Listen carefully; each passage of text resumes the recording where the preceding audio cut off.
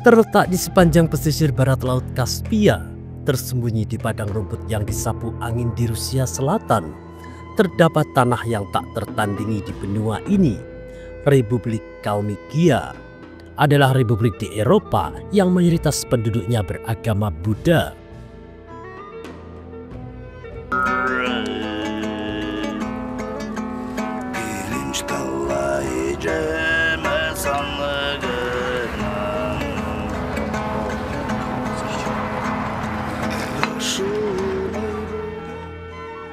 Kisah orang Kalmik dimulai berabad-abad yang lalu di Asia Tengah. Mereka adalah bagian dari suku Mongol Oirat, suku nomaden yang menjelajahi padang rumput luas yang membentang dari Tiongkok bagian barat hingga Kazakhstan. Pada awal abad ke-17, salah satu cabang suku ini bermigrasi ke barat melintasi padang rumput dan akhirnya menetap di sepanjang hilir sungai Volga. Mereka tidak membawa bahasa dan tradisi mereka, tetapi juga agama mereka, Buddhisme Tibet. Sementara sebagian bangsa Eropa berdoa di gereja, orang Kalmik mendirikan kuil Buddha yang disebut Kurul, yang dihiasi roda dua dan patung Buddha emas.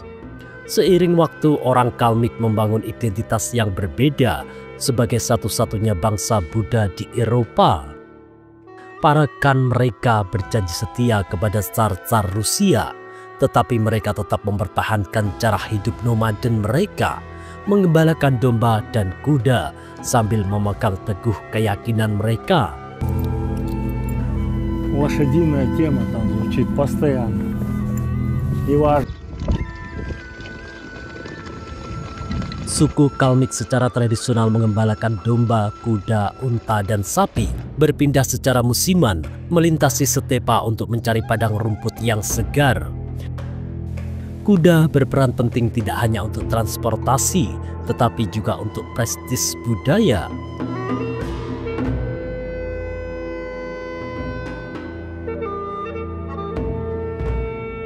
Seperti nomad stepa lainnya, Kalmik tinggal di tenda-tenda portable berlapis kain flat yang dapat dengan cepat dirakit dan dibongkar.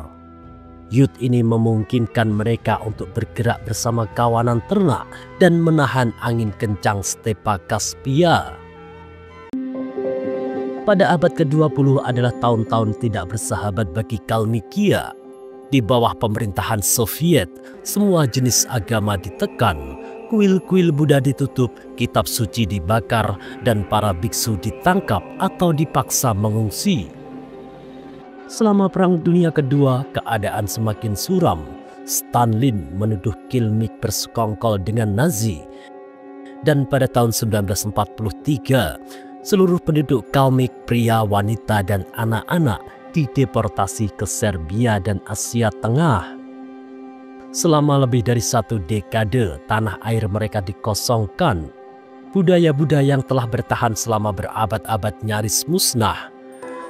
Baru setelah kematian Stalin, suku Kalmik diizinkan kembali pada akhir tahun 1950-an. Perlahan mereka mulai membangun kembali republik mereka, tetapi penindasan selama puluhan tahun meninggalkan luka yang mendalam.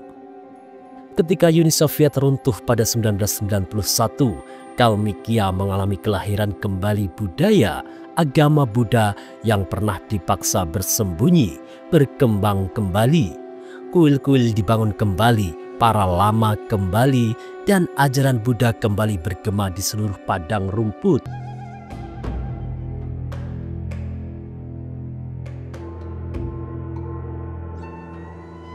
Mungkin simbol paling mencolok dari kebangkitan ini adalah kuil Buddha Sakyamuni di Elista, ibu kota Kalmikia. Dibuka pada tahun 2005, kuil ini merupakan kuil Buddha terbesar di Eropa. Atap emasnya berkilau di bawah sinar matahari dan di dalamnya terdapat patung Buddha yang menjulang tinggi. Dikelilingi oleh mural warna-warni dan ruang doa, para peziarah dan wisatawan sama-sama tertarik pada ketenangannya.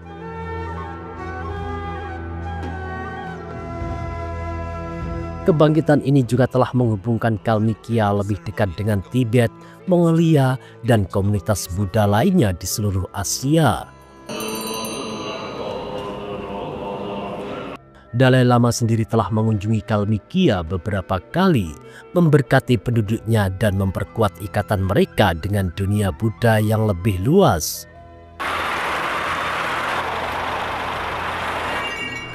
Saat ini Kalmykia adalah sebuah republik kecil di Rusia yang dihuni sekitar 275.000 jiwa. Suku Kalmyk sendiri mencakup lebih dari separuh populasi, sementara sisanya sebagian besar merupakan etnis Rusia dan kelompok lainnya. Kehidupan sehari-hari memadukan budaya tradisional dengan pengaruh modern. Banyak yang masih hidup dari hasil bumi, mengembalakan domba dan sapi di padang rumput, tetapi generasi muda tertarik pada kota dan pendidikan.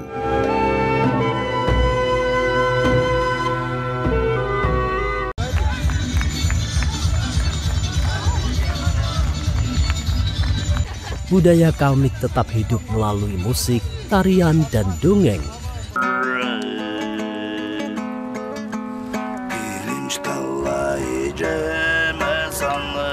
Nyanyian tenggorokan dan puisi epik panjang yang diwariskan secara lisan masih ditampilkan di berbagai festival. Teh Kalmyk, minuman asin yang terbuat dari susu dan mentega, merupakan makanan pokok di banyak rumah. Dan perayaan mereka, terutama Tahun Baru Imlek yang dikenal sebagai Tas Gansaro, dipenuhi dengan warna-warni, ritual, dan pertemuan komunitas.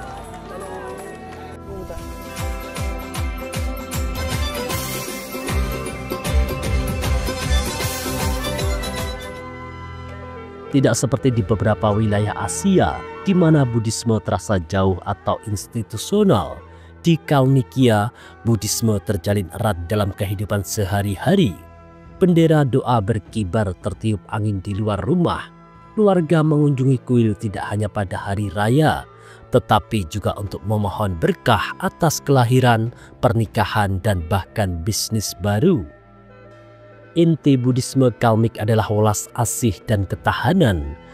Jangkar spiritual yang telah membantu mereka bertahan dari deportasi, penganiayaan, dan kemiskinan.